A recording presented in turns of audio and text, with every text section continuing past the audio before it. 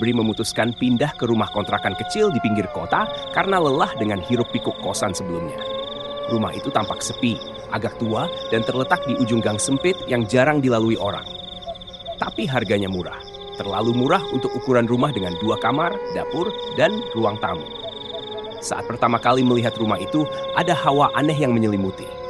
Udara terasa lembab dan daun-daun kering menumpuk di halaman seolah tak ada yang merawatnya selama berbulan-bulan.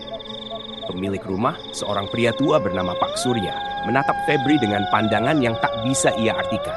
Seolah ingin mengatakan sesuatu, tapi menahannya di ujung lidah. Kamar sebelah kanan. "Jangan dibuka, Mas," kata Pak Surya pelan sambil menyerahkan kunci. Febri mengernyit. "Kenapa, Pak? Ada yang rusak?" Pak Surya hanya menghela napas. "Pernah ada yang ngontrak di sini. Anak muda, baru 2 minggu tinggal, terus gantung diri di kamar itu. Sejak saat itu, kuncinya nggak pernah bisa dibuka lagi. Tukang kunci pun nggak bisa ngebongkar. Udah saya biarin aja terkunci." Febri tertawa kecil, meski agak kaku. "Serius, Pak? Horor banget kayak film." Pak Surya hanya menatapnya kosong sebelum pergi tanpa sepatah kata lagi. Malam pertama di rumah kontrakan itu, Febri merasa baik-baik saja. Ia menyalakan musik, beberes, dan menata barang-barangnya. Tapi saat malam semakin larut dan suara musik dimatikan, terdengarlah sesuatu pelan, hampir tak terdengar. Seperti bunyi ketukan. Tok, tok, tok. Febri menahan napas, mencoba mencari arah suara. Ketukan itu datang dari dalam rumah. Tepatnya, dari balik kamar terkunci yang dipesan Pak Surya untuk tidak disentuh. "Pasti suara tikus," gumamnya, mencoba menenangkan diri. Tapi suara itu terlalu berirama, terlalu manusiawi. Tok, tok. Febri berjalan perlahan ke arah pintu kamar terkunci.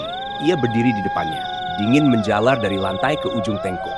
Ia tempelkan telinga ke pintu. Hening. Tapi saat ia hendak mundur, suara napas terdengar dari balik pintu. Berat, panjang. Seolah seseorang berdiri di sana. Hanya beberapa inci darinya. Memandang balik dari sisi lain. Febri melangkah mundur dengan cepat. Ia masuk ke kamarnya sendiri dan mengunci pintu. Namun pukul 2.03 pagi, suara itu kembali. Kali ini lebih keras. Tok, tok, tok. Febri terbangun dari tidurnya. Tubuh berkeringat dingin. Ia membuka mata dan mendengar sesuatu yang membuat darahnya membeku. Ada suara langkah kaki di lorong rumahnya. Langkah itu berhenti tepat di depan kamarnya. Febri menahan napas. Tubuhnya diam membeku di atas kasur. Tapi jantungnya seperti berdentum di dalam telinga. Tok. 3 ketukan lagi. Pelan. Teratur. Seolah seseorang tahu dia sedang mendengarkan dan sengaja menunggu reaksinya. Dia melirik jam dinding. 2 pagi. Pikiran Febri berkelut.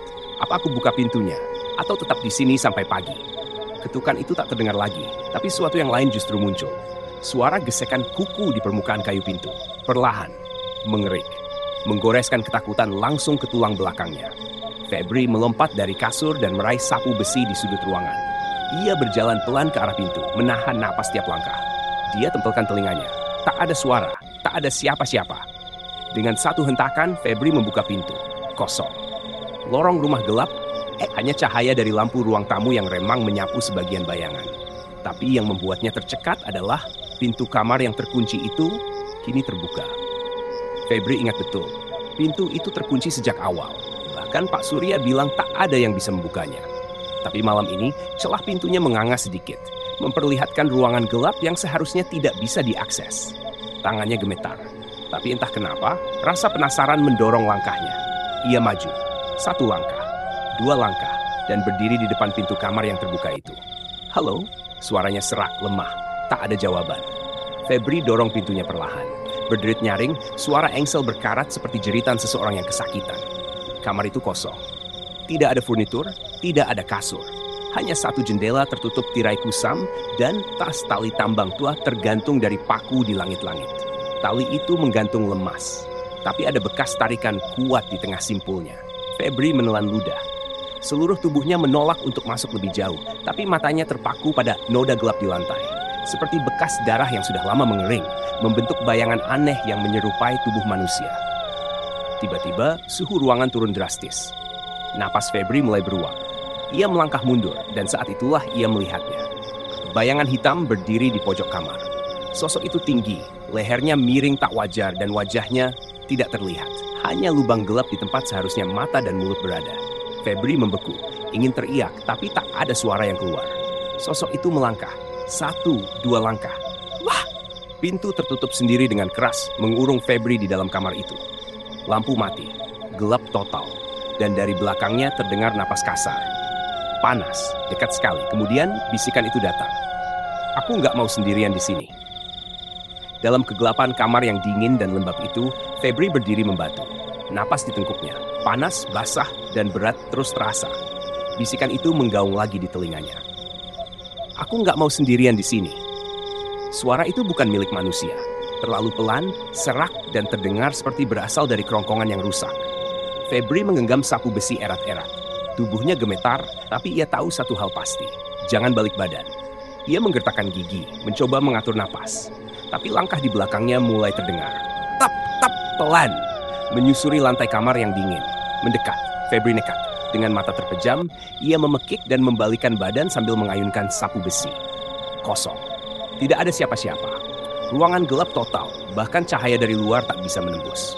Tapi rasa dingin itu tak hilang. Febri mendongak dan mendapati tali gantung di atasnya berayun pelan, sendirian. Tapi saat itu juga, suara langkah kaki kembali terdengar.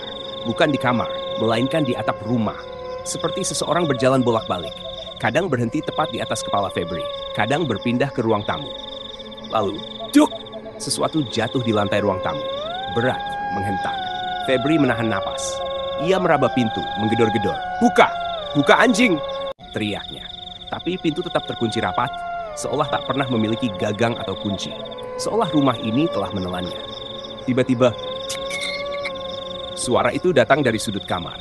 Ia menoleh perlahan. Ada jari-jari pucat mencakar lantai. Panjang, kurus, dengan kuku menghitam, dan darah kering menempel di sela-selanya.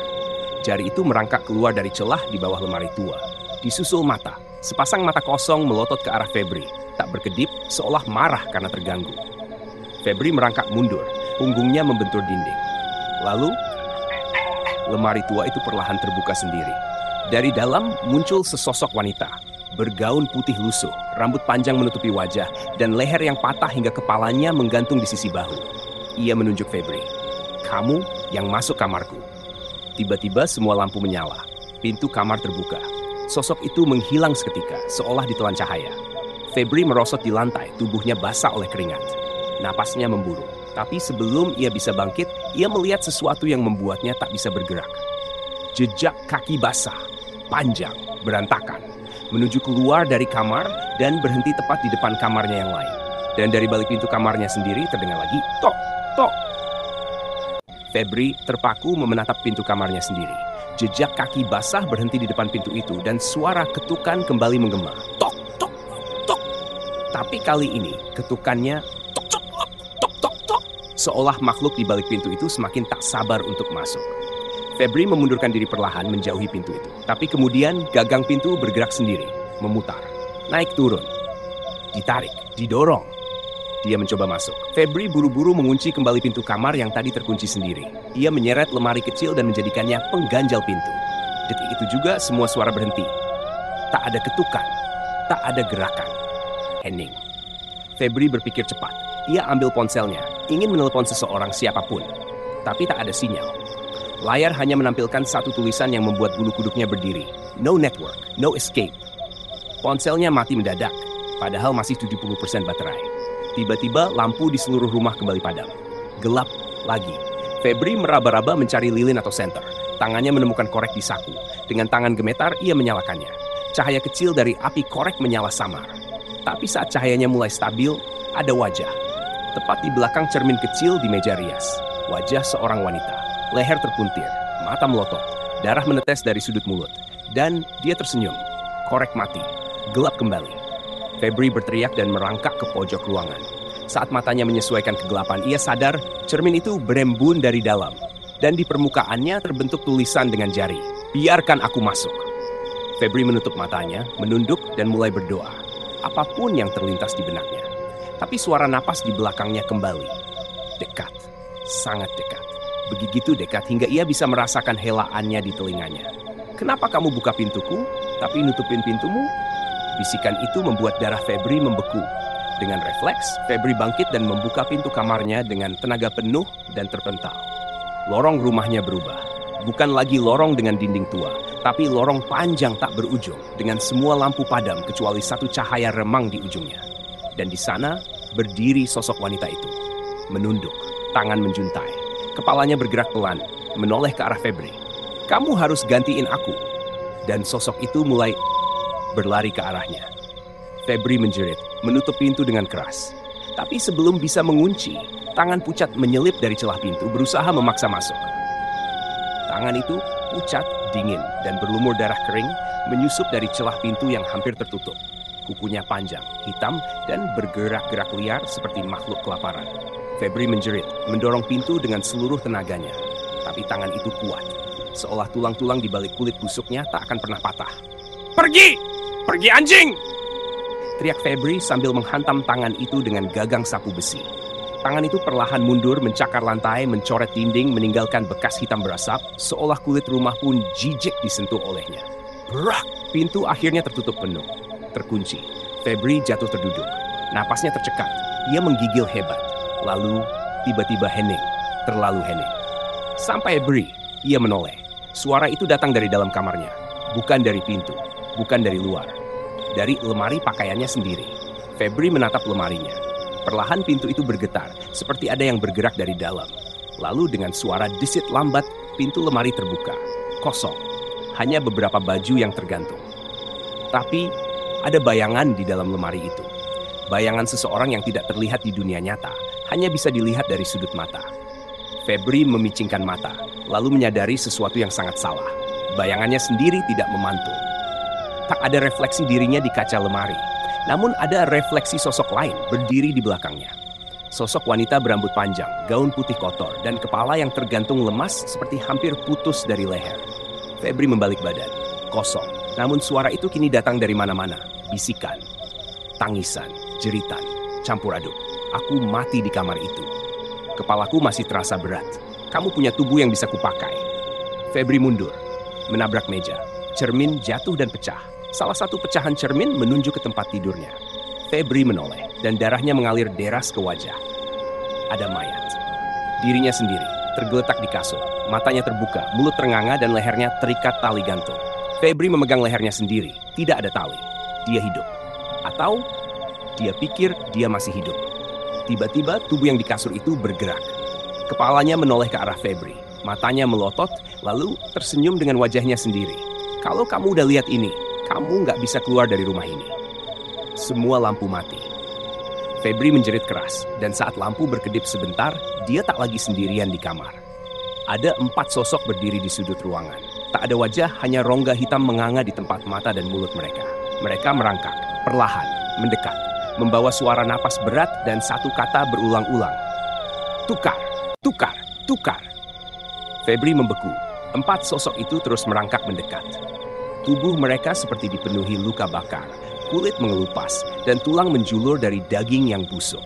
Mereka tidak berjalan, mereka menyeret tubuhnya. Suara itu menghantam kepala Febri seperti palu godam. Ia menjerit, meraih pecahan cermin di lantai dan mengacungkannya ke arah mereka. Tapi langkah makhluk-makhluk itu tak melambat.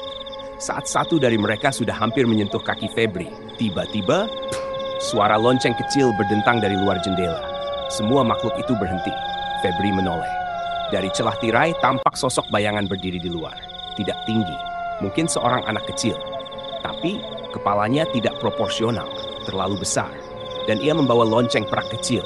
Saat lonceng itu berdentang sekali lagi, makhluk-makhluk tadi menghilang. Hilang begitu saja, meninggalkan bau amis dan bekas luka bakar di lantai kamar. Febri terengah.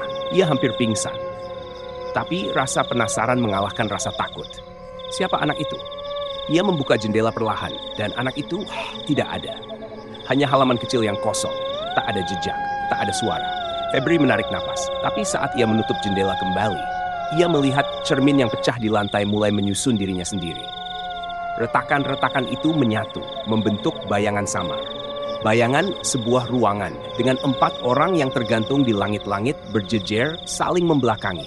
Dan di bawah mereka ada wanita berpakaian putih, duduk termenung sambil memeluk kepala seseorang yang berlumuran darah. Satu suara terdengar dari pecahan cermin, "Kami nggak pernah keluar dari sini." Febri mundur. Tapi lantai tempatnya berpijak tiba-tiba membusuk. Kayu retak dan dia terjatuh. Ia terlempar ke sebuah ruangan gelap, penuh debu dan bau amis. Ia menggosok matanya, dan sadar, dia di ruang bawah tanah. Ruang itu tidak ada di denah rumah. Temboknya dipenuhi coretan tulisan merah, seperti darah. Ada yang tertulis berulang-ulang, "Jangan sewa rumah ini." Dia takut sendiri. Tubuhmu miliknya sekarang. Di pojok ruangan ada kasur tipis dan 3 koper berdebu. Febri perlahan membuka koper pertama dan isinya membuat perutnya nyaris muntah. Tulang manusia, penuh dengan rambut panjang kusut. Ia membuka koper kedua, foto-foto korban. Semua tersenyum di depan rumah ini. Ada catatan di balik salah satu foto. Setelah malam ke-7, dia masuk lewat napasmu. Febri menggigil hebat. Dan dari balik bayangan di sudut ruang bawah tanah, terdengar suara yang nyaris tak terdengar. "Febri, kamu malam keberapa sekarang?" Febri menoleh. Seseorang sedang berdiri di sana. Bukan wanita, dirinya sendiri. Tapi matanya kosong, wajahnya pucat. "Kamu udah tidur cukup lama, sekarang giliranku." Febri terdiam, tubuhnya kaku. Dirinya sendiri berdiri di depan mata, versi yang lebih pucat, lebih menyeramkan, dengan lingkaran hitam besar di bawah mata dan senyum bengkok yang tidak alami. "Giliranku." Suara itu berat, seolah bukan hanya suara Febri, tapi banyak suara di dalamnya. Tumpang tindih, seperti ada banyak jiwa berbicara sekaligus dari dalam tubuh tiruannya. Febri mundur pelan, jantungnya berdebar liar. Tubuh itu mengikutinya, langkah demi langkah, tanpa terburu-buru, sambil terus, "Aku udah nunggu 7 malam, bisik makhluk itu. Sekarang kamu keluar, aku yang tinggal." Febri membentur dinding ruang bawah tanah. Ia mencari-cari jalan keluar. Tapi tembok di belakangnya tertutup rapat. Tidak ada tangga, tidak ada pintu. Ia seperti terperangkap dalam ruang mati. Makhluk itu merentangkan tangannya. "Gampang kok, tinggal serahkan napasmu. Biar aku bisa hidup." Febri meraih batu besar di lantai, mengayunkannya. Bak! Kepala makhluk itu kena, tapi tidak berdarah, tidak jatuh. Ia hanya menunduk, lalu mendongak lagi dengan suara tawa melengking. Darah itu udah lama kering, Feb. Dari balik tubuhnya muncul 4 bayangan samar. Wajah mereka rusak, gantung diri. Mereka semua adalah penyewa sebelumnya, dan mereka semua memiliki wajah Febri.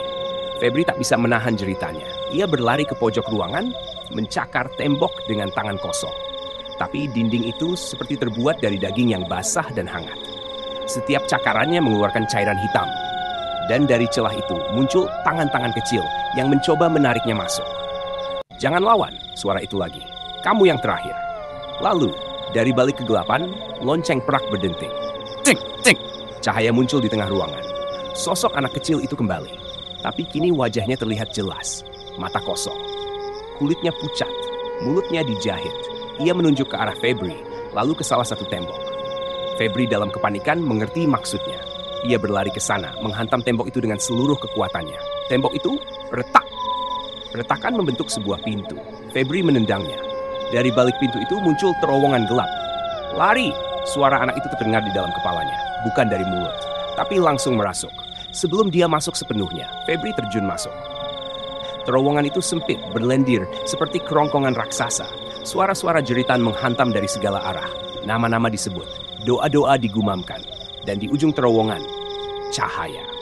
Febri menerobos keluar, jatuh ke tanah, dan kembali berada di ruang tamu rumah. Ia terengah, melihat ke sekeliling. Tak ada mayat, tak ada darah. Febri menatap refleksinya yang tersenyum lebih dulu. Itu bukan ilusi, bukan delusi. Itu nyata. Ia mengangkat tangan kanan. Refleksi itu mengangkat tangan kiri. Ia melangkah mundur, refleksi maju. "Apa kamu tahu rasanya jadi tamu di tubuh sendiri?" Suara itu muncul dari belakangnya. Febri berbalik cepat. Tak ada siapa-siapa, tapi udara jadi dingin. Sangat dingin, seperti napas kematian melintas di tengkuknya. Febri menatap tangannya. Ada urat hitam menjalar dari pergelangan, naik ke lengan, lalu ke bahu. Ia merasakan tubuhnya berat. Kepalanya seperti ditarik ke belakang. Jari-jarinya mulai bergerak tanpa kendali. "Sial," gumamnya. Dia mulai masuk. Dia berlari ke kamar mandi. Menyalakan lampu. Menatap cermin. Refleksi itu masih di sana. Masih menatap balik. Tapi wajahnya kini lebih menyeramkan. Matanya seperti lubang neraka. Senyumnya terlalu lebar, hampir menyentuh pipi. Dan di balik refleksi ada bayangan-bayangan lain. Berdiri rapat. Mereka berbisik. "Biarkan kami hidup kembali. Biarkan kami bernafas melalui kamu." Febri menghantam cermin. Prang! Cermin pecah, tapi bayangan itu tidak menghilang. Mereka tetap ada. di balik pecahan, di balik setiap pantulan. Febri berlari keluar kamar mandi. Semua cermin, layar HP, TV, sendok, bahkan kaca helm memantulkan wajah Febri yang bukan dirinya. Gua harus keluar dari rumah ini. Ia menghambur ke pintu depan. Terkunci. Bukan terkunci biasa, tapi teranyam oleh tali-tali rambut panjang yang menggantung dari langit-langit. Febri menariknya. Tapi rambut itu hidup, membelit tangannya. Ia berteriak, menggigit, merobeknya. Lalu lari ke belakang, ke dapur. Pintu belakang terbuka. Ia melihat jalan keluar. Tapi sebelum bisa melangkah, Febri, suara lembut itu menghentikannya. Ia menoleh. Wanita itu berdiri di ruang tengah. Gaun putih, rambut panjang. Kepala tergantung ke samping seperti leher patah. Wajahnya setengah rusak, tapi matanya menatap dengan iba. Aku butuh tubuhmu, karena tubuhku udah busuk. Febri mundur. Tapi wanita itu terus mendekat. Kalau kamu keluar, mereka akan ikut kamu. Mereka akan ikut kemanapun kamu pergi. Mereka akan hidup dalam setiap bayangan. Mereka akan merasuki setiap pantulan. Kamu nggak akan pernah sendirian lagi. Dia berhenti. Kecuali kamu jadi salah satu dari kami.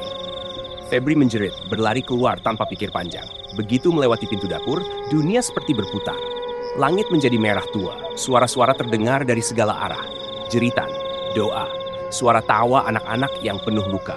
Dan saat ia menengok ke belakang, rumah itu tak ada. Hanya lapangan kosong. Tanpa bangunan, tanpa apapun.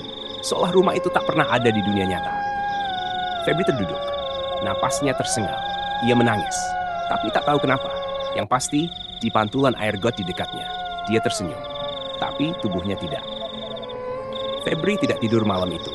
Bahkan setelah berhasil keluar dari rumah itu, atau apapun yang ia masuki, hatinya tetap terkunci dalam ketakutan. Ia duduk di warung 24 jam, matanya merah, tubuhnya menggigil, dan tangan kirinya mulai bergerak sendiri. Terkadang menulis sesuatu di meja, kadang menulis di udara. Dan yang paling mengerikan, tangannya menulis namanya sendiri. Berulang kali. Febri, buka. Dia coba menghapus, mengibaskan tangan. Tapi saat ia berhenti, tangannya kembali menulis. Ia butuh jawaban. Butuh seseorang yang pernah selamat. Satu-satunya petunjuk yang ia punya. Catatan lusuh yang ia ambil dari koper di ruang bawah tanah. Ada satu nama yang ditulis dengan tinta berbeda dari korban lainnya. Anissa, keluar sebelum malam ketujuh. Febri mulai mencari. Lewat forum-forum urban legend, lead, komentar anonim, blog penuh typo.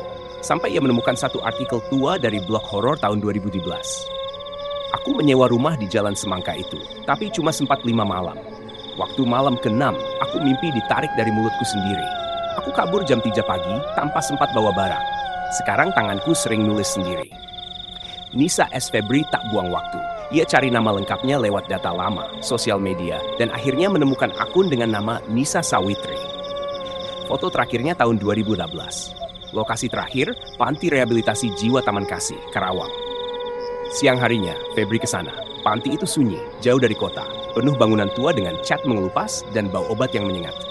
Maaf, Mas, cari siapa? Suster di meja depan bertanya. Nisa, Sawitri, jawab Febri pelan. Saya kerabatnya. Suster terdiam sejenak, lalu membuka map berdebu. Pasien lama, beliau di lantai 2. Tapi Mas yakin mau ke sana? Febri mengangguk. Ia dibimbing melewati lorong-lorong sunyi. Dinding berwarna putih kelabu, suara pintu bergemeretak. Beberapa pasien tertawa sendiri, beberapa menangis.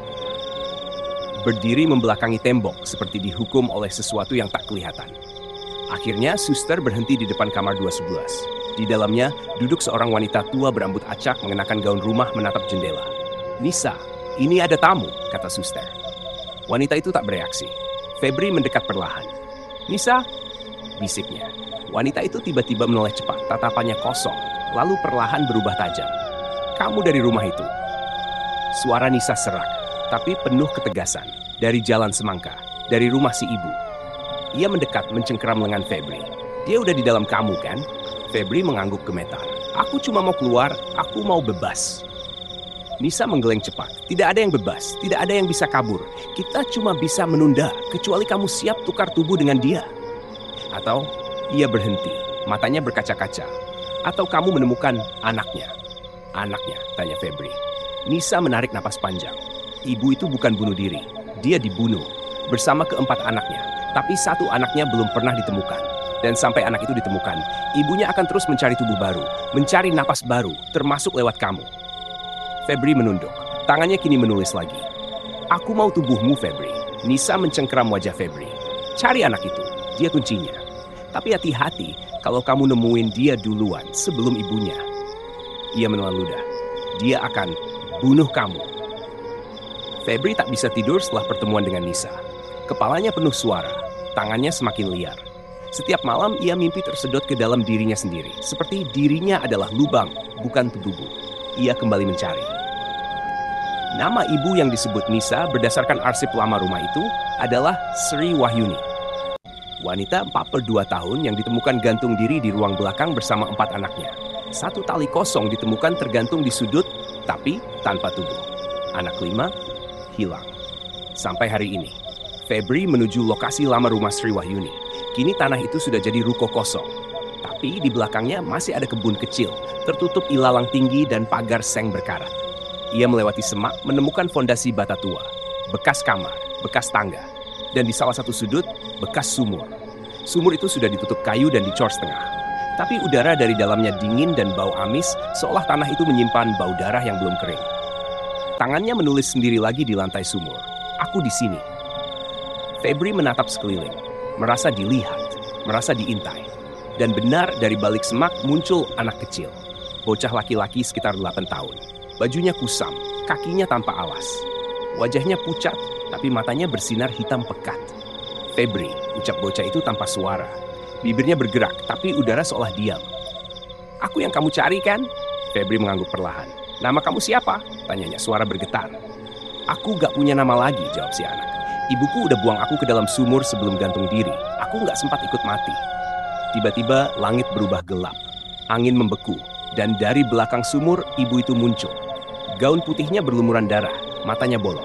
Lehernya tergantung oleh tali bayangan. Aku sudah temukan kamu. Suaranya menggema seperti dari dalam liang kubur. Bocah itu mundur. Wajahnya berubah. Seperti belasan wajah anak-anak lain bergantian muncul dan hilang. Ibu cuma mau kita bersama lagi. Wanita itu merentangkan tangan, tapi wajahnya penuh kebencian. Febri berdiri di antara mereka. Aku tahu kamu nyari anakmu, tapi dia gak mau ikut. Matanya menatap bocah itu. Dan kamu udah bunuh dia sebelum dia bisa jawab iya atau tidak. Sri Wahyuni menjerit. Bukan suara manusia, tapi suara seluruh rumah yang pernah dikutuk. Tiba-tiba, tanah bergetar. Tangan-tangan hitam muncul dari bawah sumur. Bocah itu ditarik, namun ia menatap Febri dengan tenang. Kalau aku harus pergi, kamu juga harus ikut. Seketika dunia terbalik. Febri tersedot ke dalam tanah bersama bocah itu. Suara jeritan, suara doa, suara pintu rumah terbanting, bercampur jadi satu. Saat ia terbangun, ia kembali di rumah itu, di ruang tamu. Pagi hari, sepi. Tapi ada sesuatu yang aneh. Ia menatap tangannya, tidak bergerak sendiri. Ia ke kamar mandi, melihat ke cermin. Wajahnya normal, tidak ada senyuman paksa, tidak ada pantulan aneh. Ia keluar rumah, udara segar, tukang sayur lewat, anak-anak bermain di gang. Febri tersenyum lega. 3 bulan kemudian, seorang wanita muda mengetuk pintu rumah kontrakan di Jalan Semangka. Ia membawa koper, baru pindah kerja, dapat info rumah murah. Saat ia membuka pintu, ada seorang pria di dalam, menyambut. Ramah. Silakan masuk, katanya. Saya pemilik barunya, nama saya Febri. Wanita itu tersenyum. Tapi saat ia masuk dan menutup pintu, bayangan di belakang Febri bergerak tanpa dia bergerak.